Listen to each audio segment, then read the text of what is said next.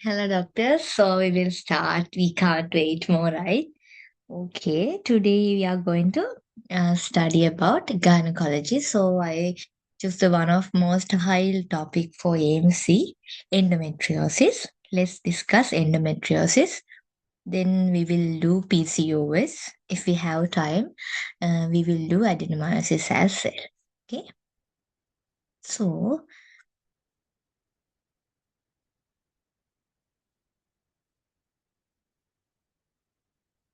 I have shared the PDF.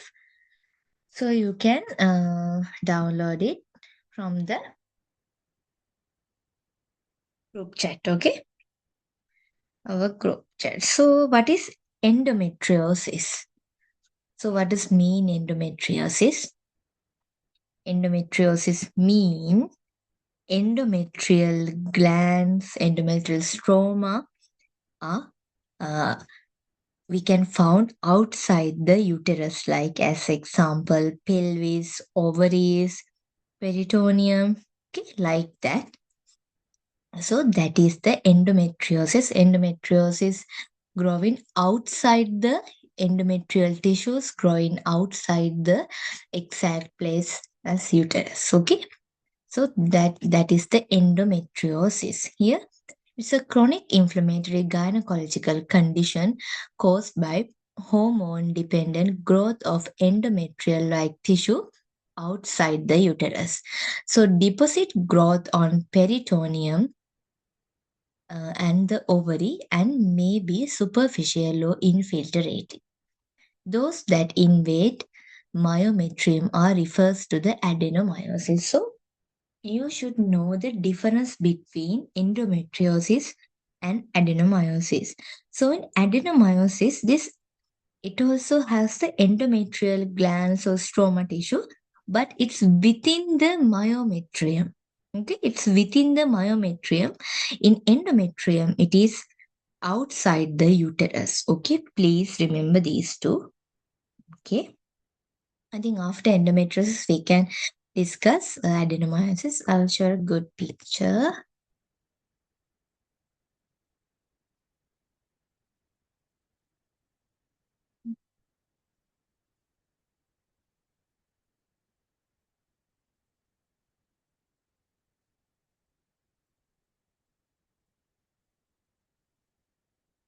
Yeah, yeah. So adenomyosis, it's in the myometrium, right? Yeah. But in endometriosis, the endometrial cells in ovaries, fallopian tubes, like outside the uterus, but it in here it's within the myometrium. Okay, please remember this.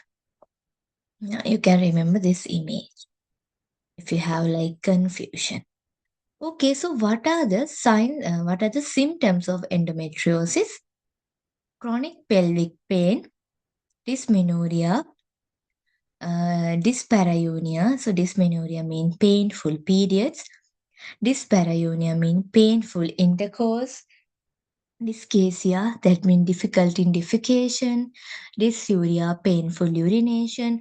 Cyclic hematuria, premenstrual spotting, heavy menstrual bleeding, and period related GI symptoms like diarrhea, occasionally painful abdominal bloating, and infertility also can be seen. So, um, I have a good image. Okay, a good question from a handbook. Okay, that question was repeated in the I can't remember the month, one of month in 2025. Okay, because I want to show because for that question we will choose something else, but it's a handbook question, so better to remember that answer. Okay, but I'm not sure in the next drill they will ask or not. I'm just like showing that picture for sake of showing because the that question has repeated in the 2025. Okay, give me 1 minute. Yeah, this one. Okay, so wait. God, how to do? Okay, so this is a question. So, a 24-year-old woman who has not conceived after 2 years of unprotected intercourse present because is concerned she may have endometriosis. This concern has arisen because she has a friend who recently diagnosed with this condition. Which one of the following symptom profile is most likely if endometriosis actually present in the woman? Dysmenorrhea from the time of the menarche, dyspareunia, menorrhagia, mild cycle vaginal bleeding, no abnormal bleeding or pain. So, what do you think?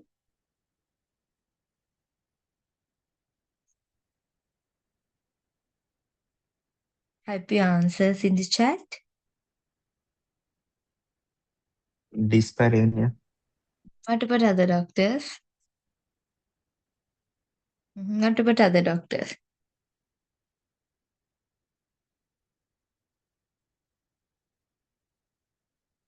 What about I other think it doctors? might be E, doctor, no abnormal bleeding, because the most common presentation is asymptomatic. Yes, that's why I showed this question. Okay, because most of doctors usually go in with dysmenorrhea or dyspareunia, these kind of things. But the answer is actually no abnormal bleeding or pain here. The answer is that. That's what I want to show this question. Okay, please remember this question. Okay, now you know because this is why. Yeah. Okay, that's the question. Okay. Okay. So, how we diagnose these patients?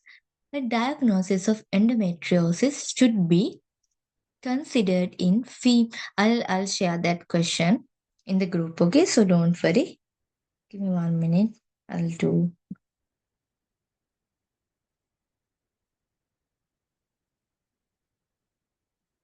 Okay, so here they have mentioned a diagnosis of endometriosis should be considered in females who are of reproductive age and present with any of these symptoms. Okay, so endometriosis can develop or progress after menopause, but this is uncommon. Usually, we can say endometriosis in reproductive age women. Okay. Yeah, and in 30% of individuals with endometriosis, diagnosis only occur during the investigation of infertility.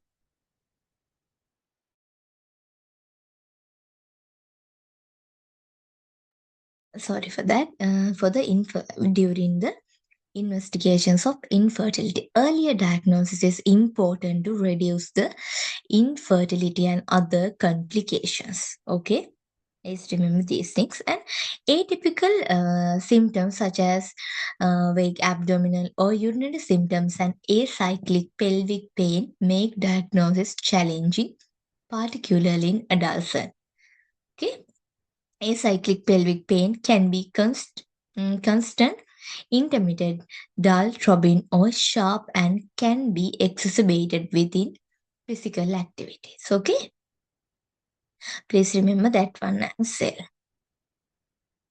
Okay, I'm just reading this part. Sometimes, like in some questions, they are asking just general things like what is the correct state, like that.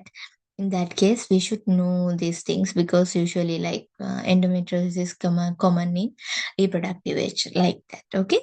Then, individual with affected first degree relative have a 3 to 10-fold increased risk of endometriosis. Yeah. And differential diagnosis are primary dysmenorrhea, uterine fibroids, pelvic inflammatory disease, ovarian cyst, ectopic pregnancy, irritable bowel syndrome, appendicitis, diverticulitis, intestinal cystitis. Okay, these are the differential diagnoses. Okay, yeah. Then we have to take a history, duration, and severity of symptoms, family history, endometriosis, reproductive goals. So we need everything to decide the treatment. And we have to encourage individuals to keep a diary, symptoms to establish their cyclical and assess impact on the quality of life. Okay, so yeah, then we have to do the pelvic examination to take the to pelvic examination. Look for the tenderness of the adnexa, uterus posterior, genital fornix, pelvic masses, vaginal nodules. We can check these things. Then ultrasound, ideally performed at a specialist gynecological service, can aid diagnosis of endometriosis by detecting endometrial deposit on the ovaries, peritoneum, or other pelvic cavity organs. Okay.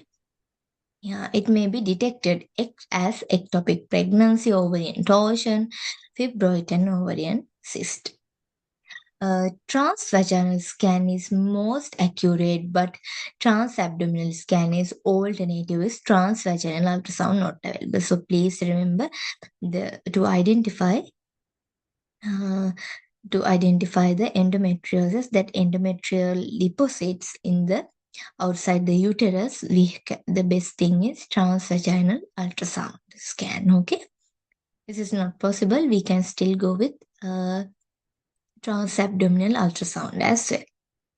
Yeah. Then, and one more thing, normal finding on the ultrasound scan do not exclude the diagnosis of endometriosis. Okay. Then, although the diagnostic laparoscopy with histopathological confirm after biopsy is the gold standard to confirm the endometriosis. Okay. Please remember this thing. Okay. Usually they are asking this in the questions. Okay. So, if they ask what is the definitive diagnostic method or gold standard method to diagnose the endometriosis, it always diagnostic laparoscopy with histopathological identification. Please remember, okay? Because without diagnostic laparoscopy, we can't confirm the endometriosis, but we can like identify this endometrial deposit from the ultrasound, but to diagnose it properly, confirm this endometriosis, we have to do the laparoscopy, right? Please remember laparoscopic biopsy. Okay, and we have to send the this biopsy for the histopathological review. Okay. But confirming endometriosis is not required in all individuals. Okay, so let's check what are the indications for referral in endometriosis. Okay, here indications for referral in endometriosis: persistent and significant symptoms. We already know what are the symptoms. Then symptoms that do not respond to the first line treatment after 3 months. A pelvic mass or nodule, find out. Suspicious of bladder or bowel involvement with deep endometriosis. Please remember, okay? These things. Yeah.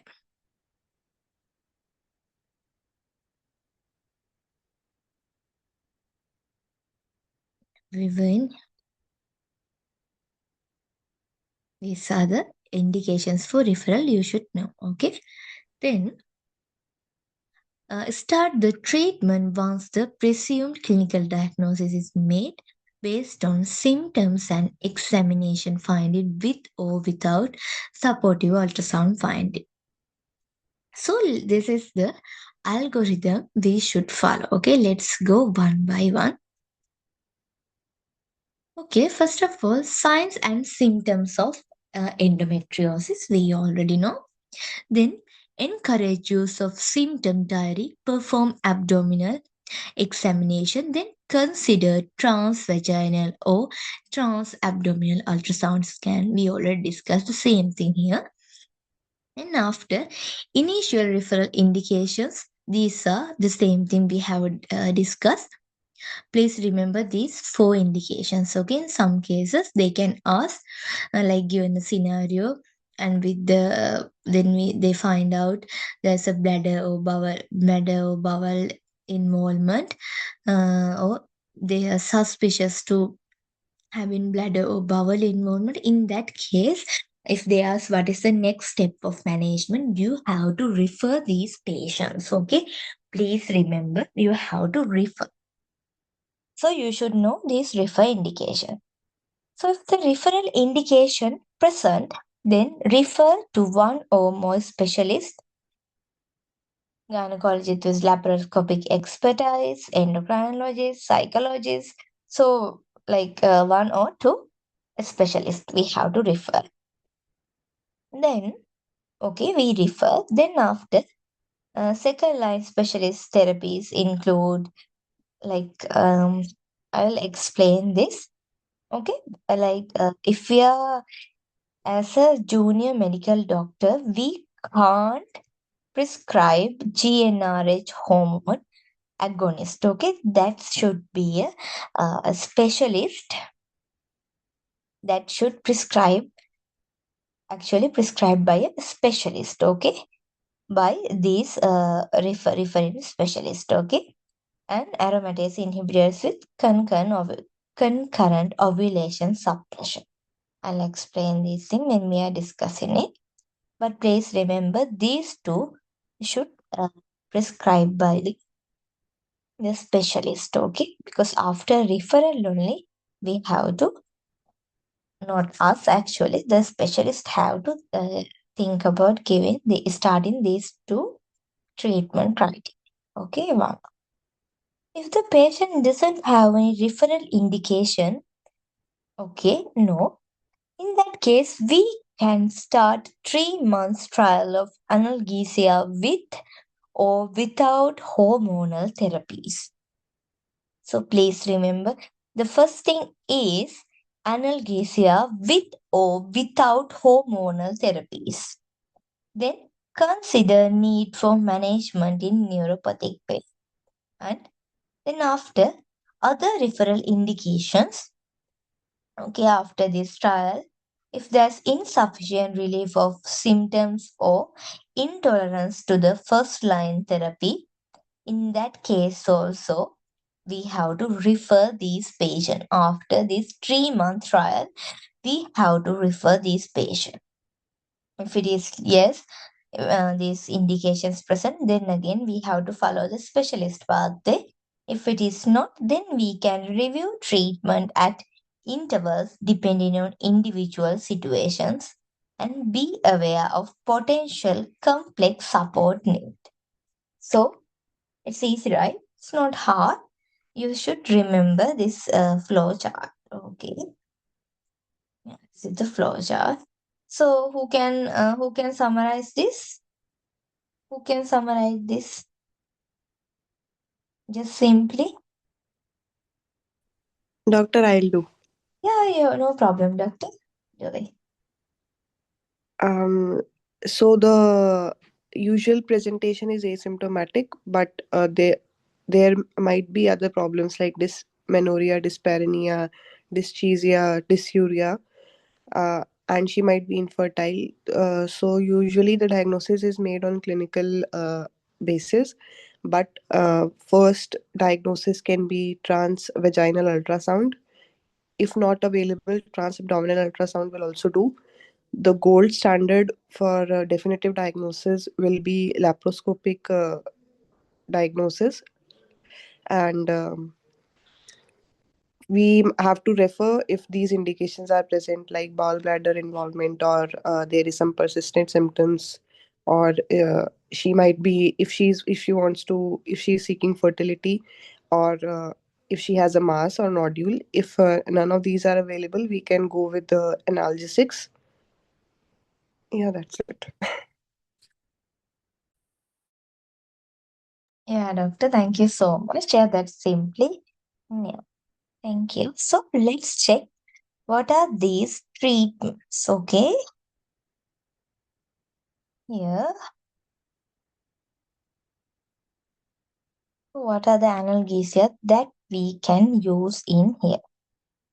So In here, weak analgesia are the first line treatment for the endometriosis related pain.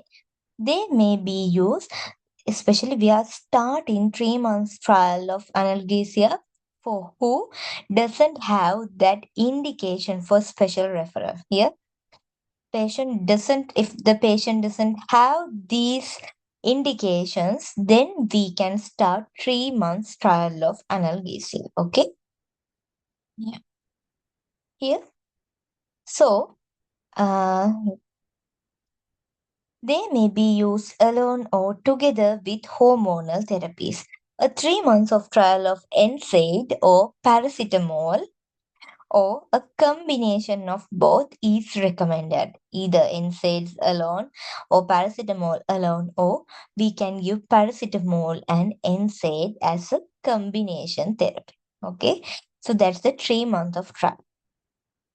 Then pain may also have a neuropathic component because of endometrial deposit have been shown to be innervated, like correlations are seen between degree and interventions and the intensity of the pain. Okay, so but usually remember the NSAID and paracetamol for this one. Then let's check about the hormonal treatment for endometriosis.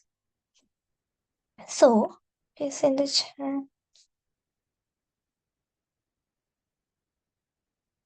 Doctor, please study these gynecology topics from therapeutic guideline and updated other guidelines. Okay, because John Murtagh, it's like a waste of time because they have so much unnecessary things as well. But I'm not recommending it. If you have time, you can just read it and get an idea. But always follow the therapeutic guide algorithm because they have a good amount of topics of the gynecology here under sexual and reproductive health. Okay, so hormonal treatment for endometriosis, and one I'll show this acute neuropathy. You know how we treat acute neuropathic pain, right? Okay, I'll show that. I will give us some example as well. Here, acute neuropathic pain. The management, we can give the gabapentin, pregabalin, amitriptyline usually. The first line is gabapentin and pregabalin. And the second line, amitriptyline, nortriptyline. Those are the drugs we can use. Okay, just giving some example.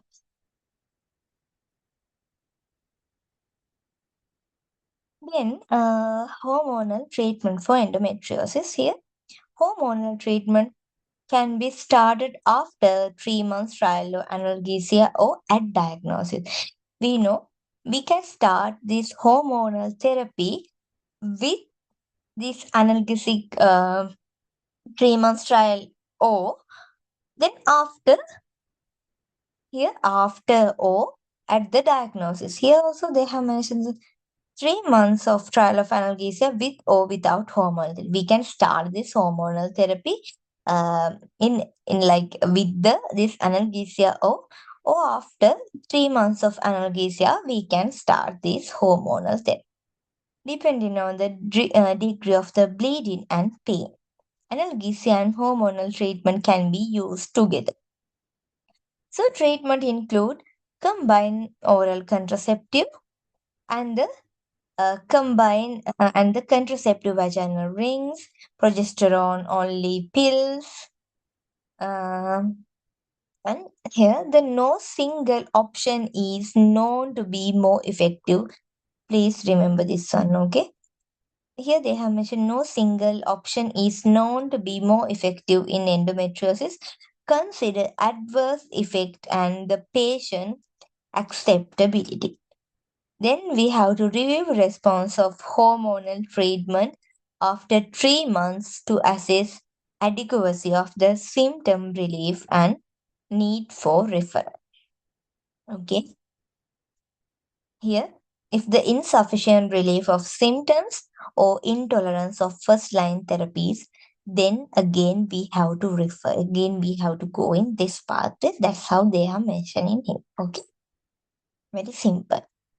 So, what are the options for combined hormonal contraceptions for this? Then, uh, yeah, i- the same thing. Then, what are the hormonal contraceptions? Combined hormonal contraception usually used in cyclically but extended or continuous use is option to eliminate menstruation, especially for management of dysmenorrhea. Oral form of combined oral contraception is preferred for endometriosis as orally once daily. Advise extended or continuous use if wishing to avoid or minimize the withdrawal, bleeding, or pain. Then non-oral form of CO combined contraceptive, hormonal contraceptive, not oral. Okay, non-oral one here. These are ethinyl, ethinylesterol, estradiol plus etinogestrel ring, intravaginal ring. Okay.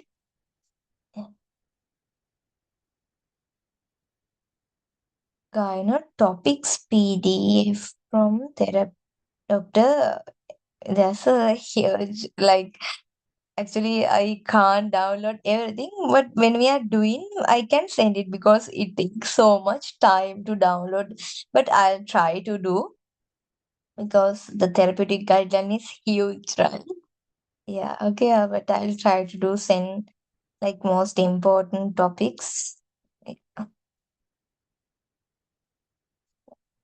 no problem. So here it can be oral pills or combined contraceptive ring intravaginally, and leave ring in place for 3 consecutive weeks, then remove, then insert new rings after 7 days. Hormone uh, interval period. Okay, then usually 3 weeks, like 21 days. Then we have to keep the hormonal like inactive period. Then again we can add the new ring after 7 days. Okay, we know however combined oral contraceptive pills usually hit the 21, or we have 28 pills here also. Yeah, different types, you know. Then progesterone for endometriosis. Long acting progesterone can be used first line for endometriosis as an alternative to combined hormonal contraception, particularly if estrogen is contraindicated. So, when estrogen is contraindicated, so what are the contraindications for estrogen? Please tell me. What are the contraindications for estrogen? Family history of CA breast, What about others? Other deep vein contraindications? thrombosis, Okay. What about others? What are the other contraindications? Migraine with aura. Mm-hmm. Correct. Okay, so we have absolute and relative contraindications for use of combined oral contraceptives, right?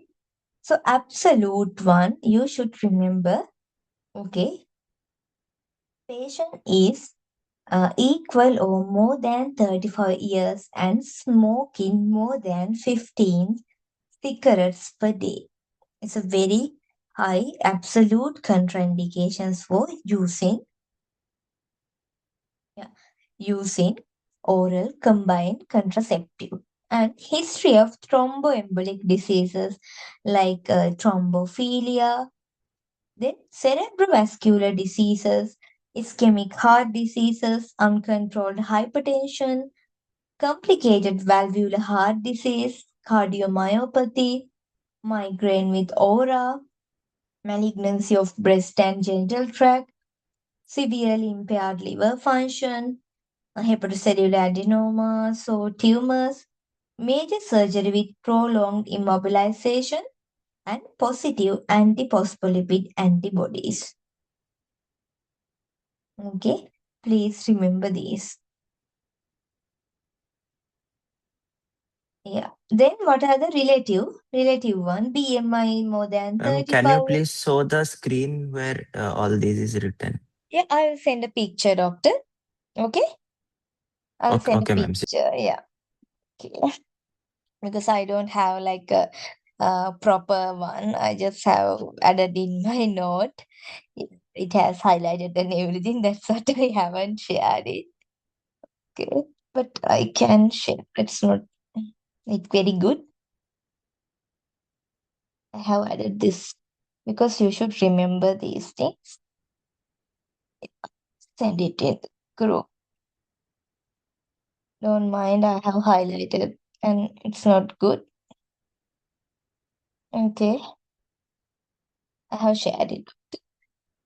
So, then what are the relative one? BMI more than 35 and more than 35 equal or more than to 35 years and smoking less than 15 cigarettes per day. Please remember this 35 and cigarette story, okay? Sometimes in the exam they are giving the scenario related to this. Then multiple risk factors for the cardiovascular diseases.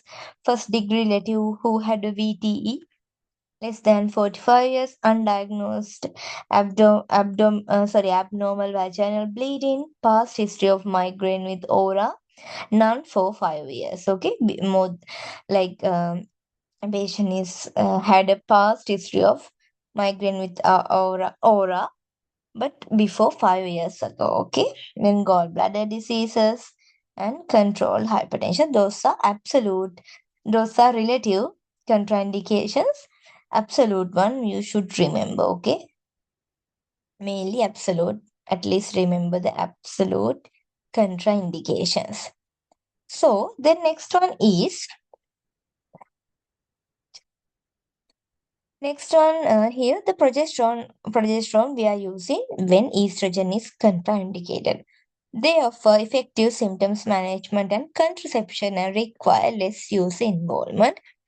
So, long-acting progesterone suitable for endometriosis include 52 milligram levonorgestrel release in intrauterine contraceptive device (IUD) and etanogestrel implant and medroxyprogesterone depot injections. These are the options we can use for progesterone or progesterone contraceptions when there's a contraindications to each estrogen. Okay, and the same thing here. Okay, then oral progesterone are indicated if there is a contraindication to estrogen and long-acting progesterone. Patients' acceptability of oral progesterone is poor due to the adverse effects such as breast tenderness, irregular bleeding, and headache. The usual length of the treatment is 3 to 6 months, but longer or repeat courses are common. The long term use is limited by the risk of hypoestrogenism affecting bone and possible cardiovascular health. So, oral progesterone used for endometriosis reduce the likelihood of conception, but adequate contraception is not assured. Use effective non-hormonal method of contraception if contraception is desired. Okay, so these are the oral options is appropriate for the endometriosis. Okay, then one more thing, the danazole. Danazole is reserved for use by specialists when other treatment is not tolerated. Okay, that's a kind of last option, but it should be prescribed by the specialist. Okay, remember that. It has significant adverse effect like her hirsutism, acne, voice changes, liver toxicity. dyslipidemia, a increase in the risk of ovarian control.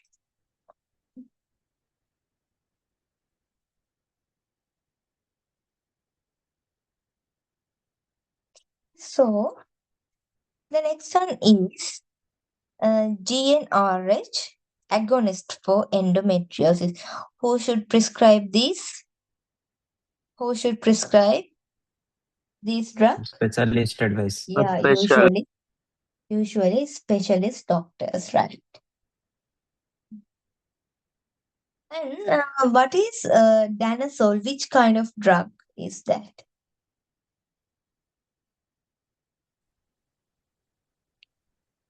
What is Aromatase that? inhibitor, I think.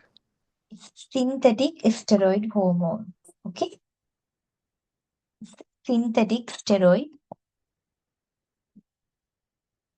And then the next one, GnRH. So here they have mentioned GnRH agonists include the goserelin implant and the neferelin intranasal spray. Use of GnRH agonists for endometriosis requires specialist advice. Usually, when the patient is going in that referral pathway, then specialists should prescribe these drugs here. I'll show it again here.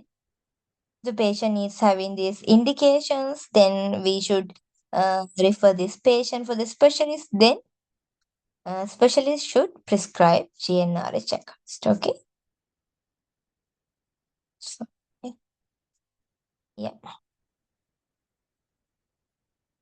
Yeah. Okay. So, and they have a specialist advice. They may be used after surgery, especially if endometrial lesions were not completely excised or when other treatment have failed. Remember these indications, but it should be prescribed by the specialist.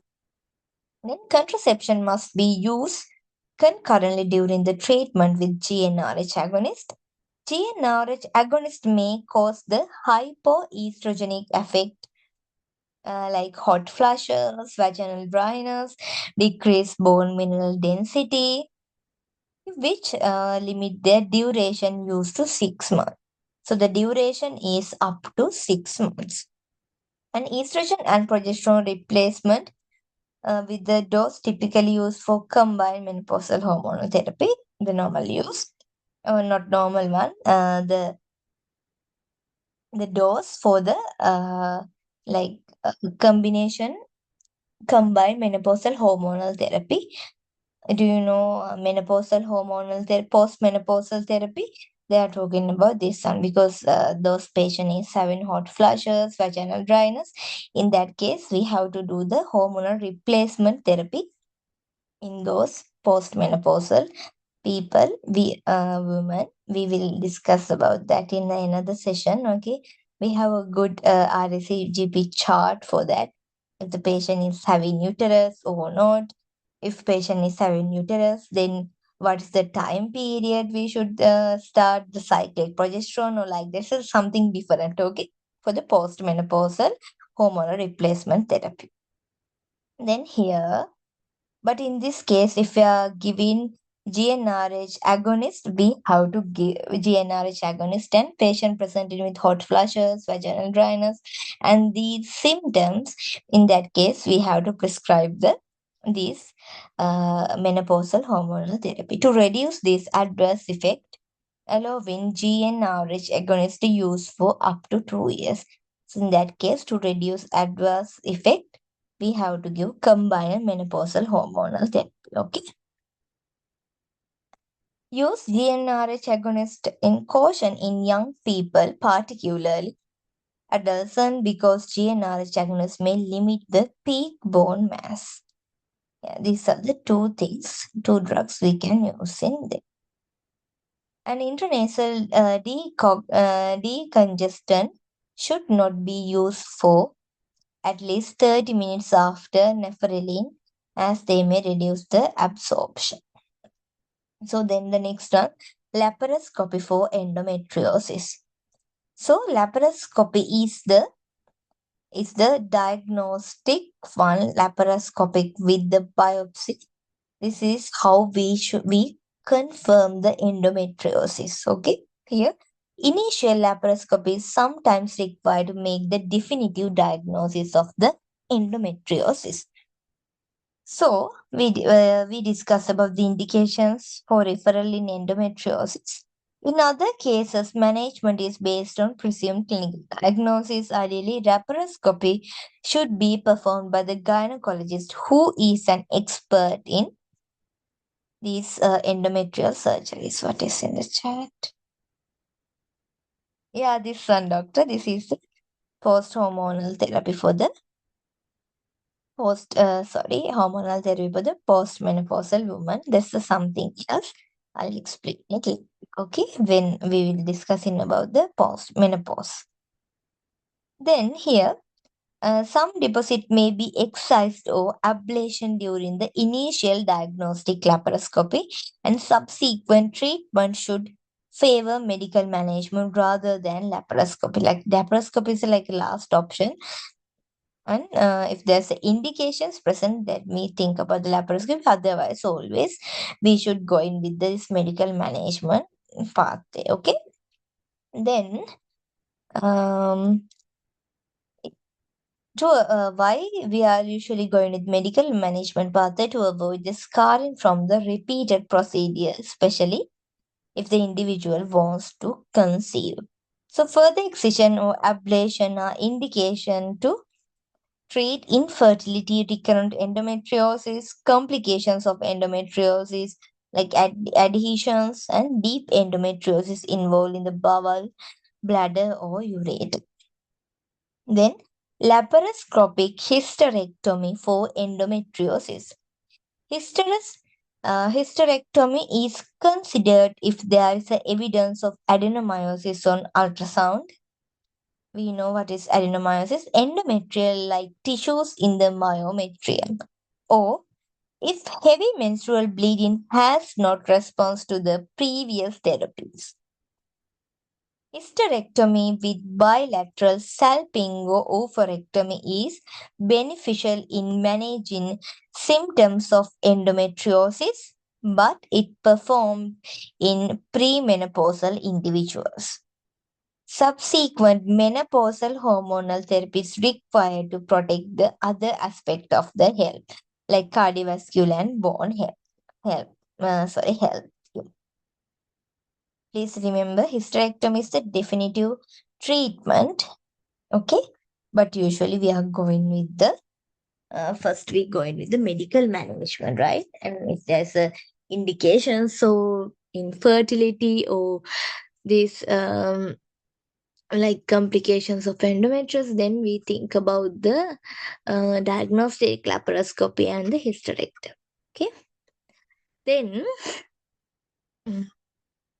ongoing management for endometriosis. Ongoing management of endometriosis depend on the treatment response and persisting symptoms and expected health outcomes. Okay, yeah, that's it. It is not very important. You can read by your own. Okay, it's nothing inside here. Okay, let's do some questions. Give me 1 minute. I have to select the questions from e-medicine. Then we will discuss. Okay.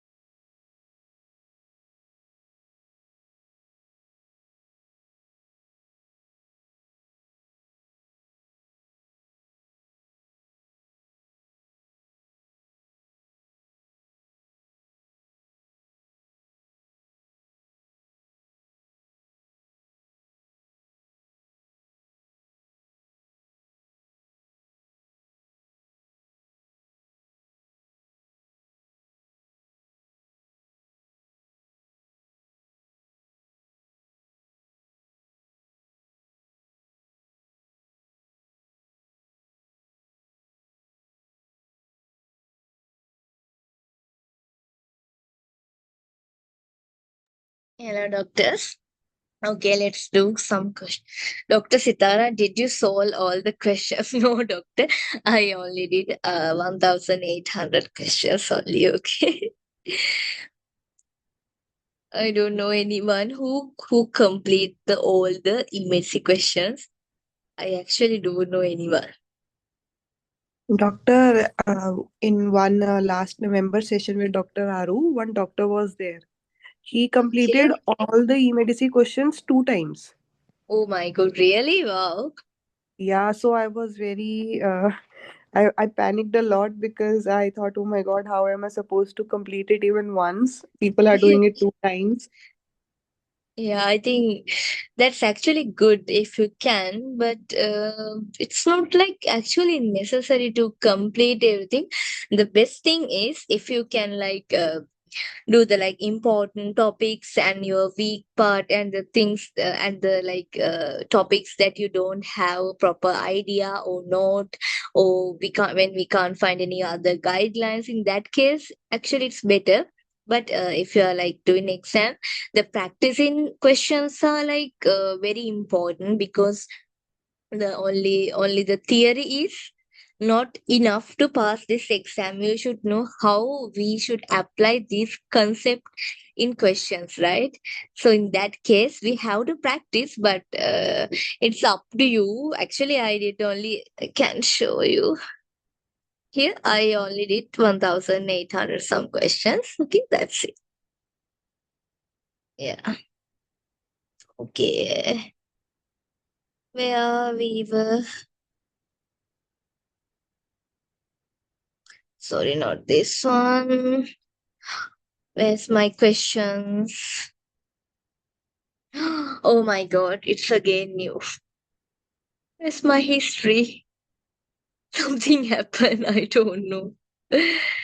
Okay, no, not here. Actually, I think there is some issue with the eMedici because Yeah, doctor. when I'm also searching endometriosis, it's showing 9 questions, but when I start the questions, it's just showing one question and nothing is coming afterwards. Yeah, the questions are here, but I have choose the questions like proper one to do, because yeah, it's fine. If first,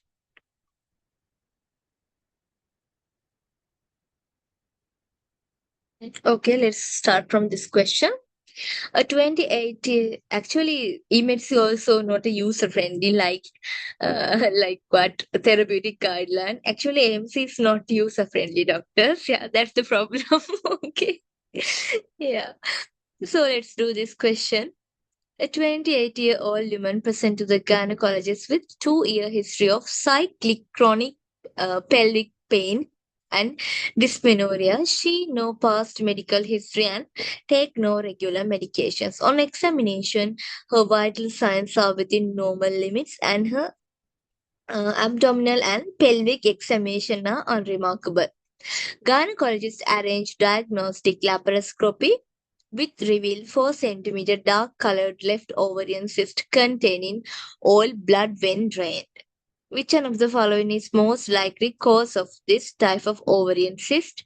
Endometriosis, polycystic ovarian syndrome, follicular cyst, dermatoid cyst, cystoadenoma. This is something different, but it's under here.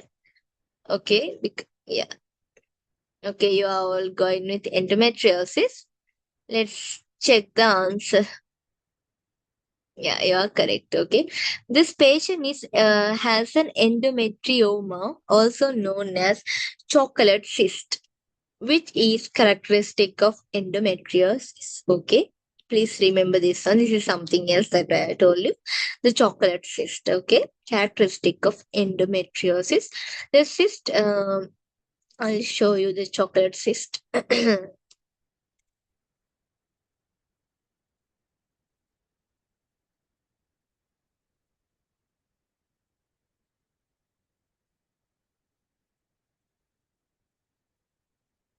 We can't find here. It's actually like a chocolate, right?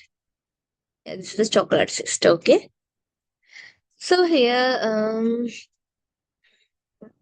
And this is from when endometrial tissues grows within the ovary and undergoes cyclic bleeding, leading to the accumulation of all blood that gives them their characteristic chocolate brown appearance. Okay, please remember this one.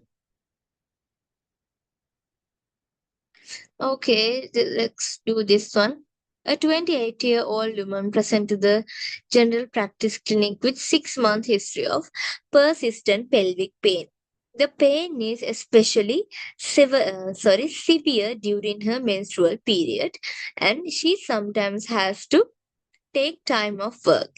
She also notes heavier menstrual period but denies any abnormal vaginal discharge.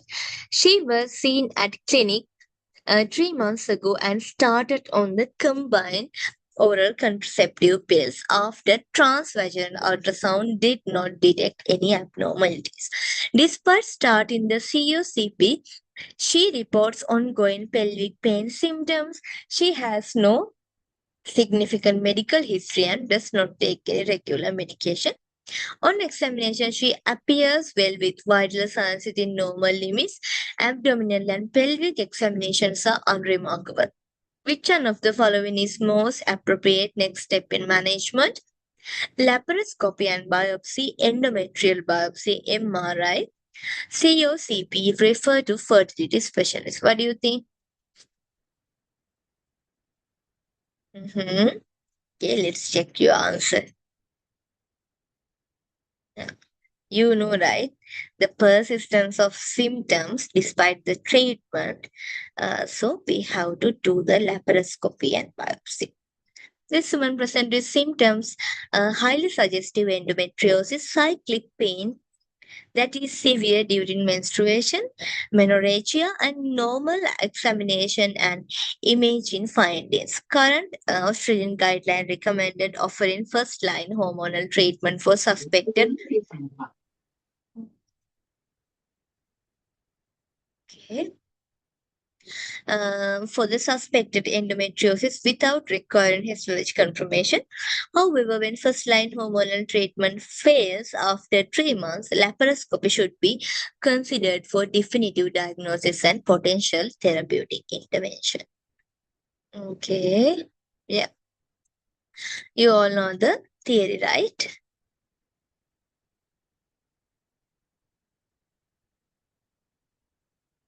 Mm.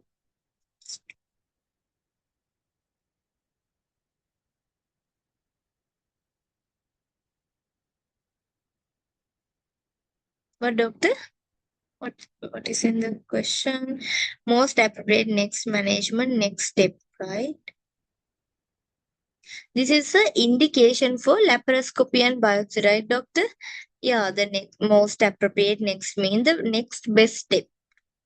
So we have tried hormonal contraception 3 months and still symptoms are ongoing. So in that case, we have to do the laparoscopy and biopsy to confirm the diagnosis, right? Because this is a this question under referral indication, right? In that case, gynecologists can do the laparoscopy and biopsy, then take the histopathological review. Okay. Mm, Okay, let's do this question. A 27-year-old woman present to the general practice clinic with heavy menstrual bleeding and pain. Her periods have been regular since the age of 13 and she has no intermenstrual bleeding. Her periods have become increasingly heavy over the last 3 years. In the first 2 days of her period, she changes pad 8 to 9 times in a day and has 7 out of 10 lower abdominal cramping pain, for which she takes naltrexone regularly. She often bleeds through her bed sheets overnights and floods during the day. She also experienced deep pain on intercourse and she is currently using barrier contraception. She does not experience any pain on urination or defecation.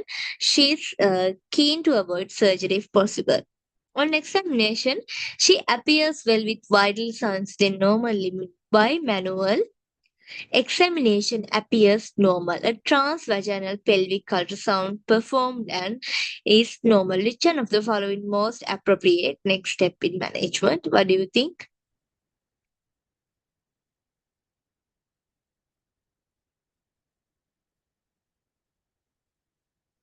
COCP. Okay, what about other doctors? Okay, so let's check your answer. Yeah, you are correct, right? Patient is already trying the analgesia, so we can add oral contraceptions, right? Yeah, first line treatment for mild to moderate endometriosis is regular NSAID and hormonal suppression. A trial of combined oral contraception would be the most appropriate initial step in this patient's management. This aligns with the patient's preference to avoid the surgery if possible. So, what is in the chat, doctor? In the okay, this is the previous question. Previous question: if they had referred to a specialist and not fertility specialist, is the answer still in here? Here they are asking most appropriate next step. Usually I never see that refer usually in the endometriosis questions refer for the specialist. Usually in the answers I didn't see like refer these patients, but we have a criteria. If the criteria is refer, then we have to go with that. Do you remember that chart? I'll show it again.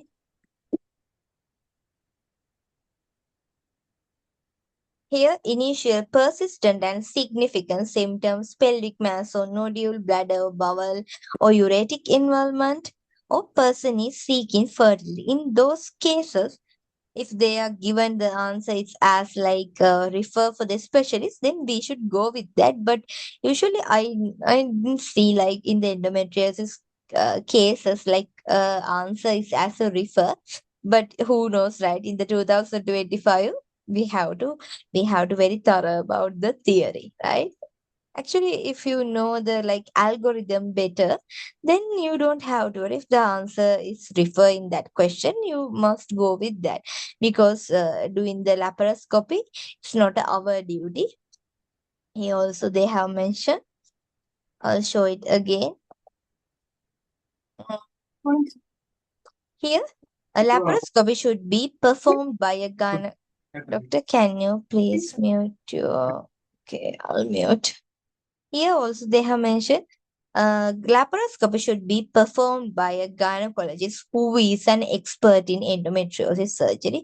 So actually it's not our duty, but they are asking about what's next appropriate management. So in that case, we can go with the laparoscopy, but it's not our duty, right? If the answer is refer, we should go with the refer. Okay. Yeah. Hope you understand it. Ma'am, I would like to just add a few Here you things are okay. You're that asking about this one. Okay, sorry. I didn't see this part. Here our patient is. Give me 1 minute, doctor. Here our patient is not seeking advice for the fertility, right? She's not asking for the fertility management or anything. So in that case, we have to go with the laparoscopy and biopsy. Sorry, I didn't see this part. I'll read that part as well here. They haven't. Yeah, here. Transcope guidelines specially recommend referral to a fertility specialist when a pregnancy is desired. So a patient is doesn't like seeking about the pregnancy or the in like the fertility. So in that case, in here, as hormonal treatment should not be offered to people trying to conceive since they do not improve unassisted pregnancy rate. Here, our patient is not asking for the fertility management, right? So in that case, the best thing is here. So doctor, I didn't see this one. Okay, I'm not aware about uh, this one. I just read hello your ma'am. yeah. I would Okay. like to add a thing. Yeah. Actually, he asked in the chat that here the option is refer to a fertility specialist. He Mhm. asked, keeping the other four options same, if the fifth option would have been referred to a gynec specialist, then what would have been the answer? Then As we far should. as I have, yes, ma'am, as far as I have seen e-medici questions and also other AMC resources, Mm-hmm. mostly the options aren't conflicting. If one option would be a gynec specialist referral and another option would be a laparoscopy and biopsy, AMC would not give that type of a question because that question would be conflicting. Because would Mm-hmm. you first refer or it would be a laparoscopy and biopsy? Because both things are almost the same because you refer to a gynec specialist only to do laparoscopy and biopsy. Yeah. So Even I mostly have these, never. Yeah, I yes, have ma'am. But never the see a question mostly like that. these Yeah, that's kind of conflicting questions are usually seen in the Indian PG examination, where you don't have clarity about the guidelines and you just have to go with your instincts what matter at that moment. right. AMC questions I haven't seen conflicting options as of now. If I find some time, I would surely update in the group. Yeah, thank you so much, doctor. Yeah, actually, the patient is not asking for the fertility. So, in that case, this is the best thing. Okay. Yeah, but if the answer is gynecological referral, we must go with that. Okay. Doctor. Okay. So what? Okay. Okay, let's do this one as well. A 20-year-old woman present to the gynecologic clinic with 6-month history of worsening chronic pelvic pain and dysmenorrhea. Her symptoms are affecting her quality of life and work of attendance. She has regular heavy periods lasting 7 days. She has no significant medical history and take no regular medications. She is sexually active with a regular partner and is not currently trying to conceive. On examination, she appears well with vital signs within normal limits. Abdominal examination revealed tenderness in the left iliac fossa without gardening. Uh, so, bimanual examination revealed tender left adnexal mass. Transvaginal ultrasound showed the 4 centimeter left ovarian cyst, sorry, with ground glass appearance. Her CA 125 is 65. And which one of the following most appropriate next step in management? The 28-year-old woman. So, what do you think? Mhm. Here, what do you think? Type your answers in the chat. Hmm. Okay, we got B, we got A.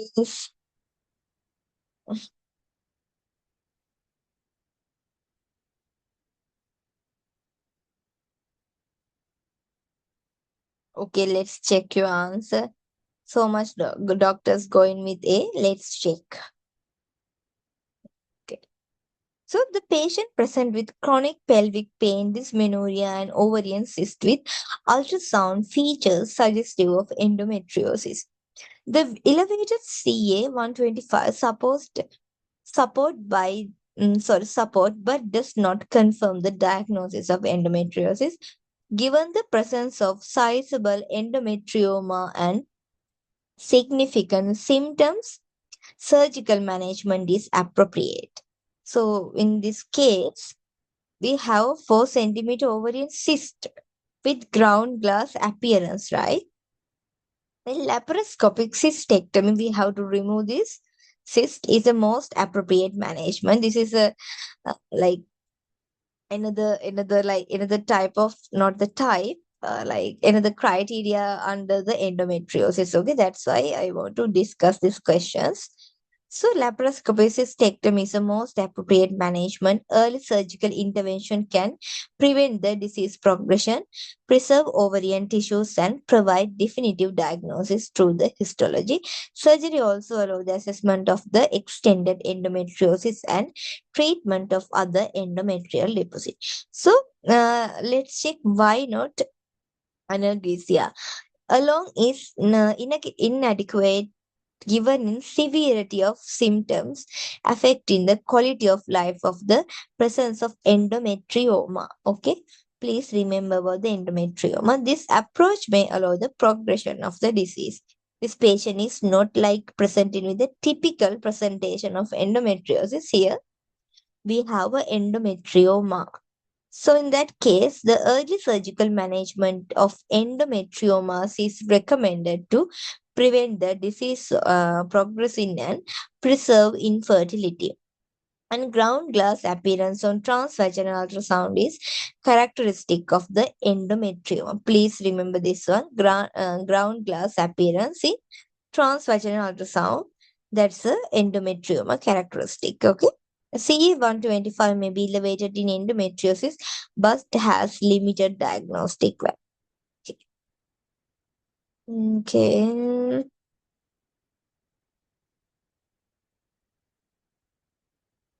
Yeah, you can do other questions by yourself, right? It's not like like basic concepts now. So we will take a small break. Then we will continue our sessions. Next we have to do adenomyosis, right? Okay, let's little bit discuss about adenomyosis. Then we will try to do the PCOS as well. Okay. We will meet after 10 minutes. Doctor, it's 49 for me. I will come at 4:90. Okay, thank you.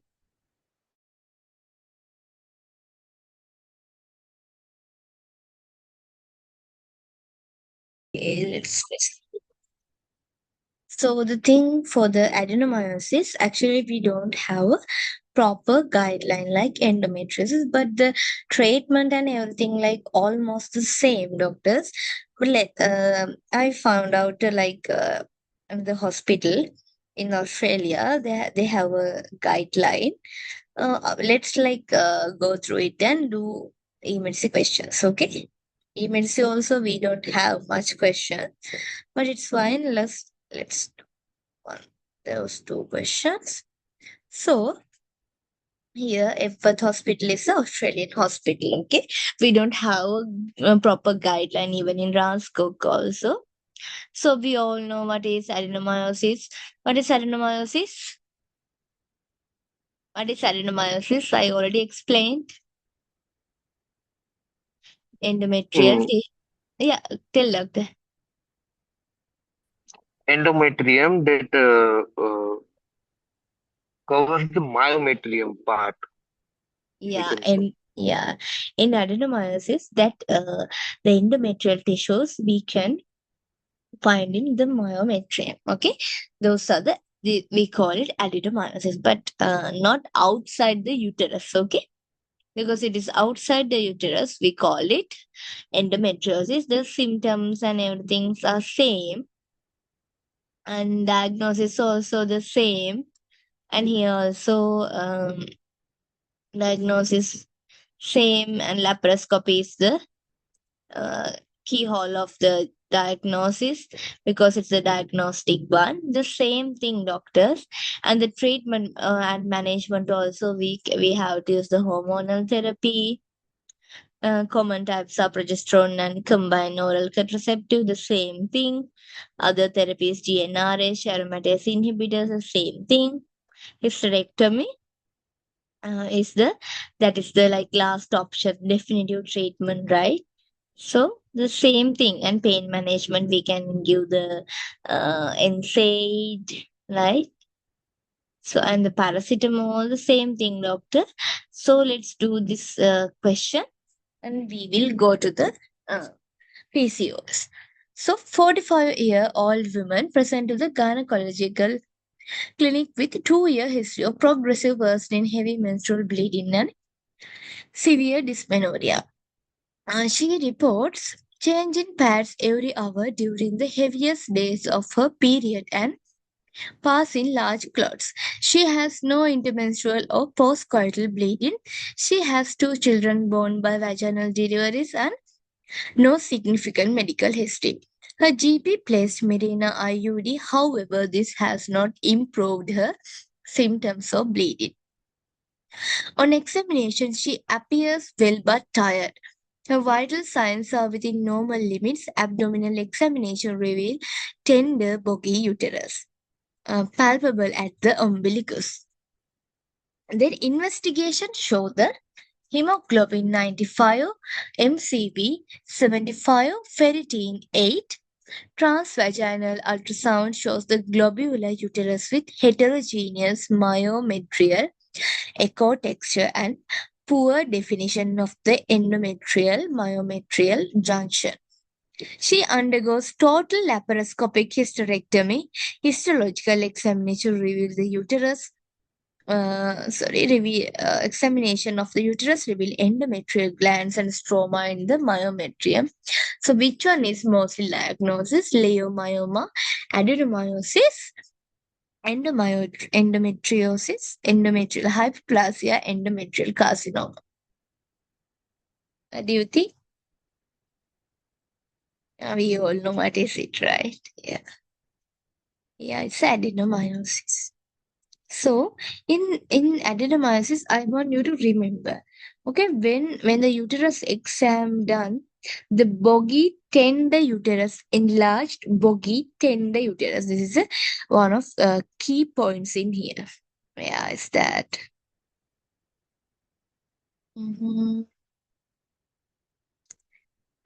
Here, the boggy tender uterus palpable at umbilicus. Please remember this one, okay? And the patient clinical presentation and histological finding classic for adenomyosis. The condition is characteristic by presence of endometrial tissues within the myometrium, typically affecting women in their 40s to 50s. So we don't have a note for that, right?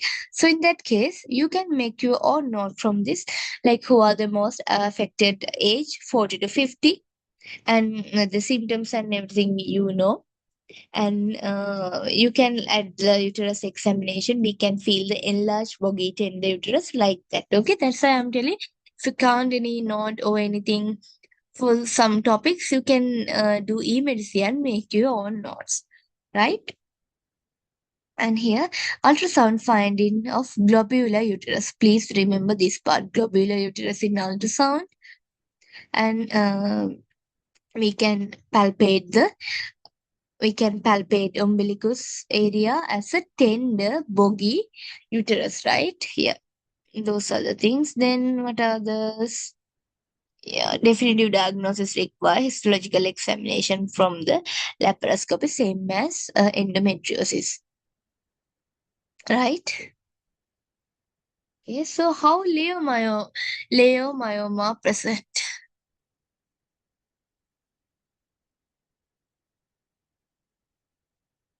How?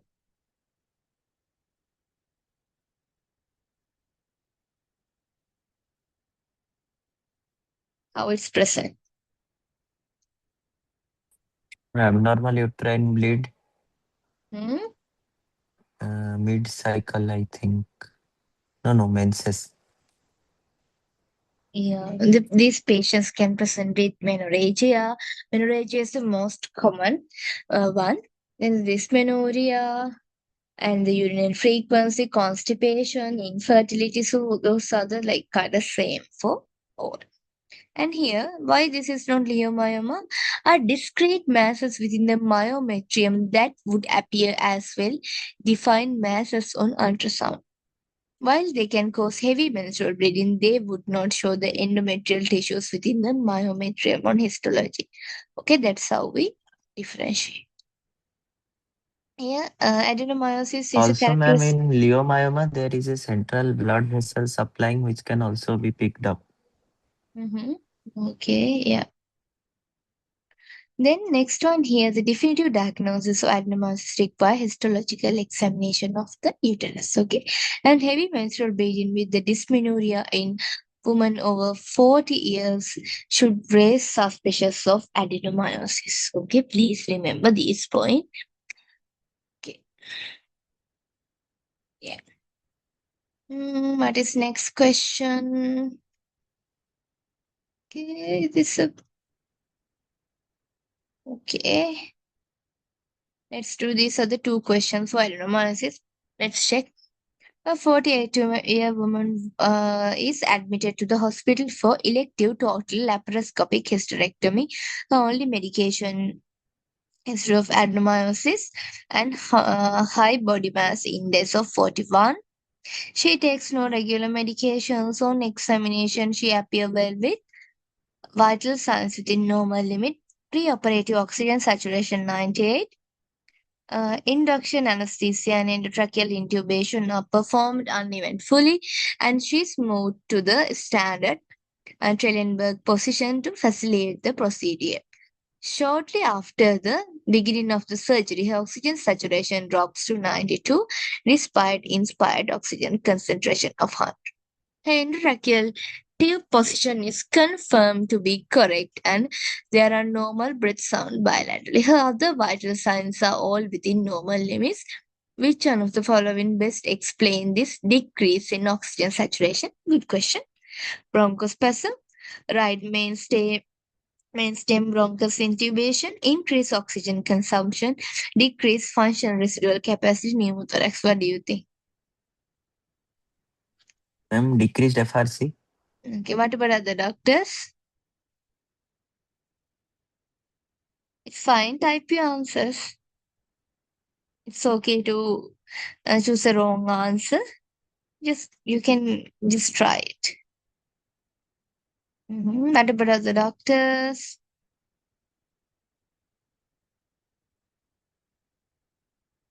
We have option D and B, and two doctors are going with D, right?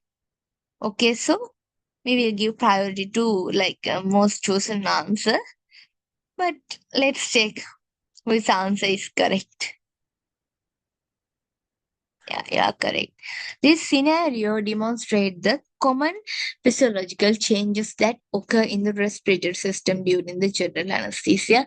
The most significant change is the reduction of functional residual capacity, or we call it FRC, which typically decrease by 15 to 20% following the induction of anesthesia.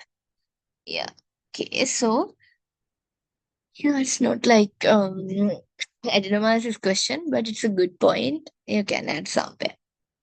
Okay, This so is the same thing that happens in sleep apnea also when there is high BMI mhm. due to increased girth of the abdomen when someone sleeps, and also more in Trendelenburg position when the head is down. All the abdominal organs will push onto the, also the visceral fat that is accumulated will push onto the diaphragm and compress the lungs. So this will obviously uh, reduce the total lung capacity and FRC as well. Yeah, doctor, thank you. Thank you for your explanation. Yeah, that's what happening. Okay, so the next thing is here. Yeah, we have to discuss polycystic ovary syndrome, right? So, what is PCOS? It's a reproductive and is that okay? I have shared this PDF. This is a PCOS is a reproductive and metabolic disorder affecting females of reproductive age. Okay, PCOS affect 80 to 13% of female of reproductive age. The prevalence appear to be higher in Aboriginal and Torres Strait Islander people. So, how we should diagnose these patients, PCOS patient? What is this criteria called? What is this criteria called?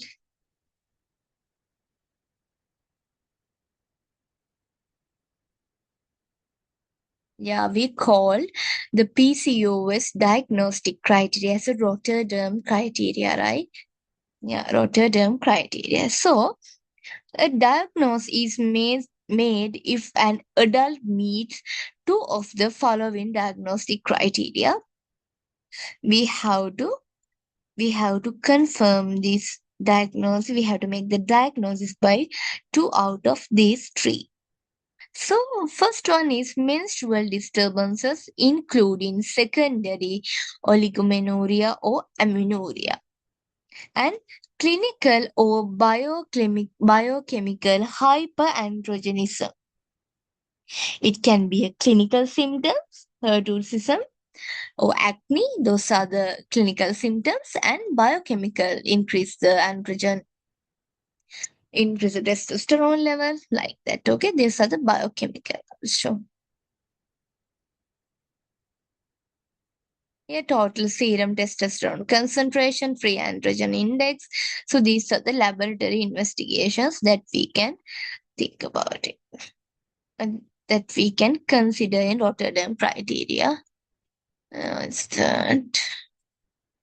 Then the third one is polycystic appearance in ovaries on ultrasound. So these three are the criteria. From these three, two should be having the patient to confirm the Rotterdam criteria. So what are the menstrual disturbances? Irregular menstrual cycle, oligomenorrhea or amenorrhea, right? Okay. Yeah. So you know the Rotterdam criteria. And additional features of PCOS which are not essential for the diagnosis. These people can have obesity, insulin resistance, and subfertility. Okay. An ultrasound scan is not required for the diagnosis of PCOS if the adult has both menstrual disturbances and clinical or biochemical hyperandrogenism. Okay, please remember this part as well. Okay, because we need to have two out of these three things.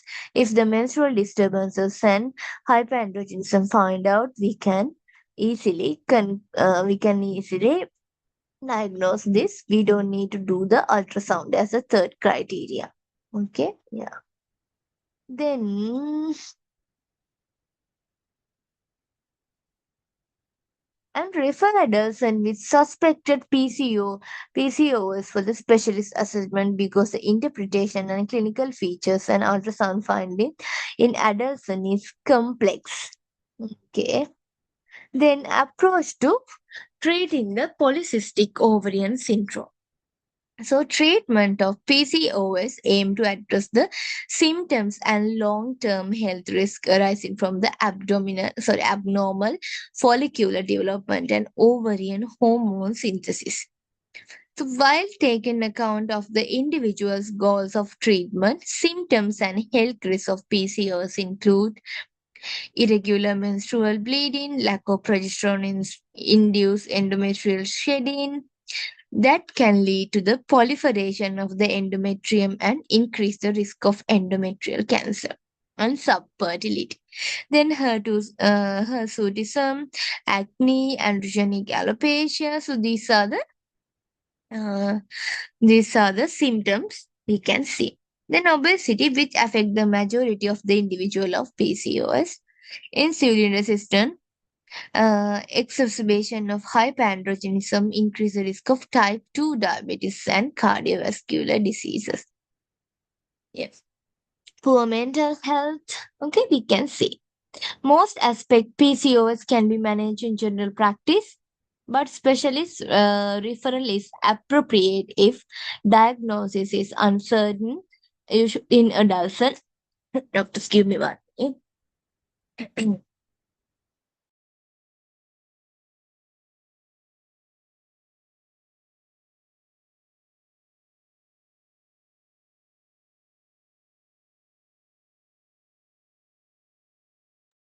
Sorry for that.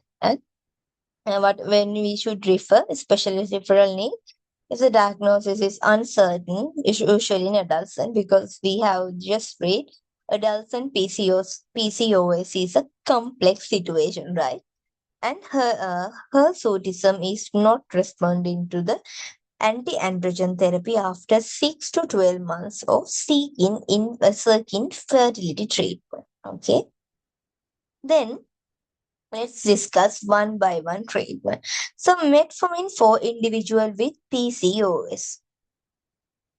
So, metformin improve the glucose metabolism by decreasing the glucose production in the liver. We know why we should use metformin, right?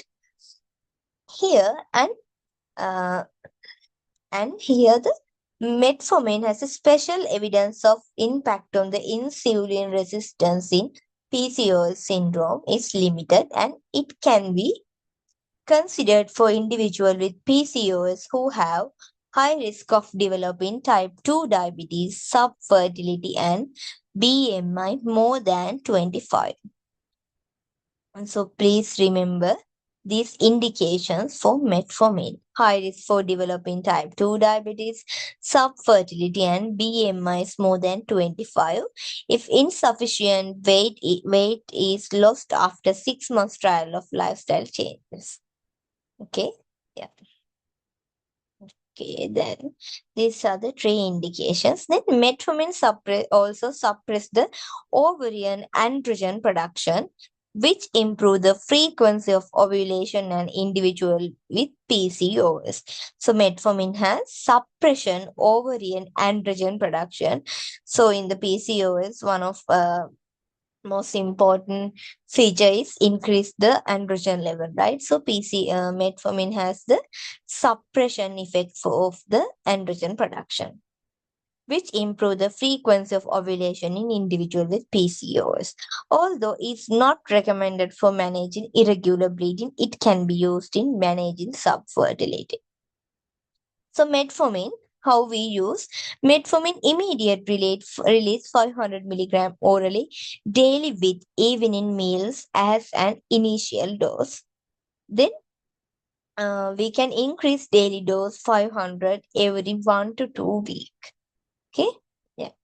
Or metformin modified release 500 orally daily with evening meals and initial dose increased daily dose 500 milligram every 1 to 2 weeks, maximum 1,500 milligrams per day.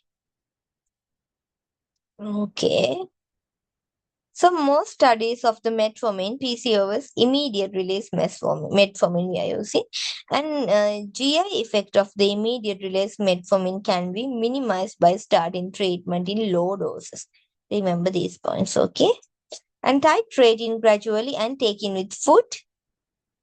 We should appreciate while using the metformin therapy. If this is not tolerated, modified release metformin may be used. Okay. Usually we are using immediate release metformin. If it is not working, we have to use the modified release metformin. Yeah. Then menstrual disturbances and PCOS. How we should treat these menstrual disturbances. Here, these indications are irregular menstrual cycle, so unusual length or variability, oligomenorrhea or amenorrhea. So in here, what we can use: the treatment of menstrual disturbance in individuals in PCOS, combine oral contraceptive, provide the most effective menstrual regulation in PCOS. Please remember, most effective menstrual regulation. They also provide effectiveness in the contraception. They have added benefits of suppressing the ovarian androgen production, which can benefits in hirsutism and acne and androgenic alopecia. Yeah. Then we can use, and although combined oral contraception is containing the anti-androgenic progesterone, give me one, cyproterone, diinogest, and drospirenol may have a benefit compared to the formulation with other progesterone.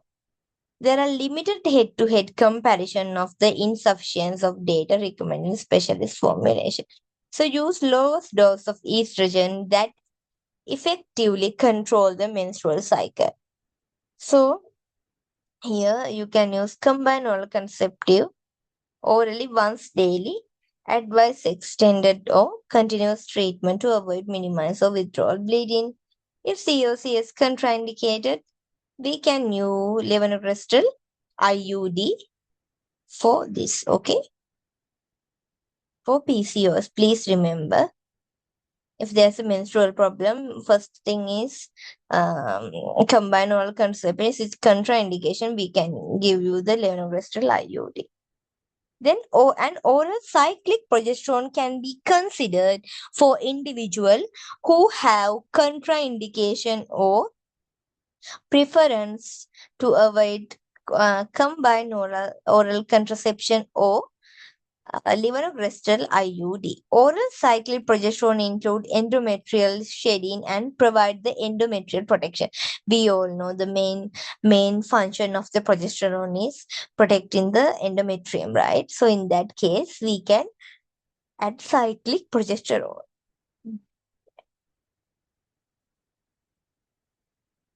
Then metformin may increase the menstrual frequency in individuals with PCOS. We discussed. And we know metformin is not for the menstrual disturbances in PCO, right?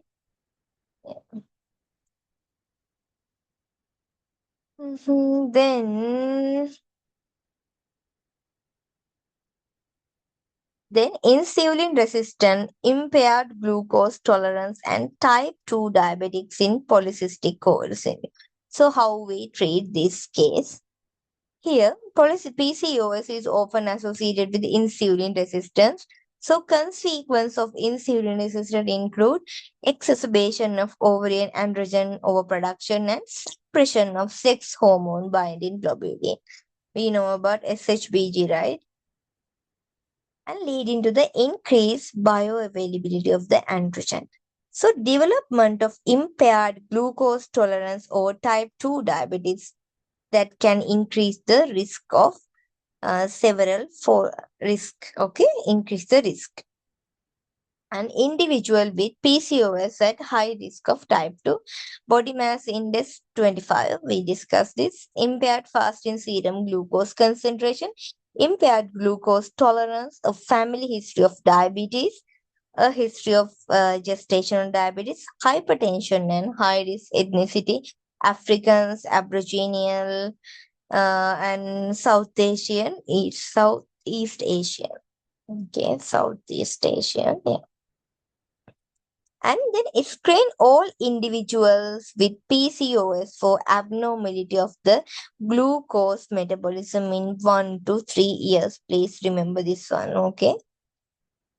Then dietary and exercise measures as outlined for the weight management can improve insulin sensitivity and reduce the risk of development of the type 2 diabetes.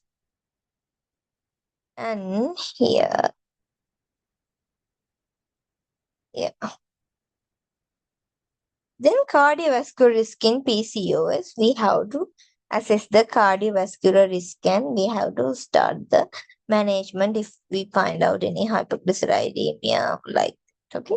Then mental health in polycystic ovarian syndrome, we have to assess the psychological well-being in all individuals in PCOS. In the PCOS, there's no first line as this and that.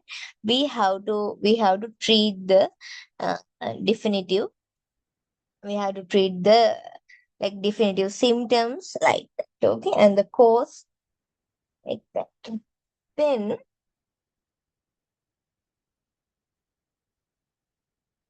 so do we have time for discuss about infertility? No, right? It's already 4:46.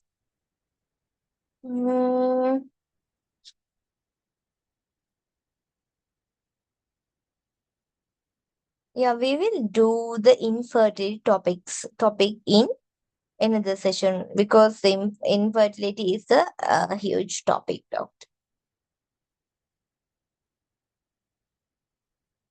Okay, we have to discuss everything in infertility. It's another topic. In PCOS, it's a part because PCOS patients have infertility, even in endometriosis patients, but it's a different, huge topic. We have to discuss one by one how to assess male infertility, how to assess female infertility, like that. I think we will discuss in another session. Okay, so I'll do a session in tomorrow as well. Okay, because due to these holidays and everything, we couldn't cover up some topics. So we will do a small session in tomorrow as well. I'll explain this infertility in another session because it has so much things to remember. Okay, because we had to find out the male infertility, female infertility. Okay, we should know the algorithm like that. It's a different topic. So let's meet on tomorrow. And thank you so much, doctors. And once again, Happy New Year. And make 2026 is your best year. Okay. Thank you so much, doctors. We will meet on tomorrow. I'll send the time and the Zoom link before the tomorrow morning. I'll give an update about the time. Okay. Thank you so much, doctors. We will meet tomorrow. Thank you. I'll upload this session in tonight because I have another class after this, my recall session. So yeah, I'll update it tonight and I'll send in the chat. I know one doctor also asked in the chat, please add all the videos to the YouTube. Yeah, doctor, I know even I want to add, but before that I have to like add the add at the cover page, and it's not easy. Like uploading part is easy, but I need to give titles and it's like so much time taking uh, task. I have to edit the picture for the like front. I don't know what to tell in the YouTube. Uh, so it's kind of time taking. But tomorrow I'm actually free, so I can add some at least neurology modules. Yeah, let's try to do it tomorrow. Thank you so much, doctors, and we will meet on tomorrow. Bye bye.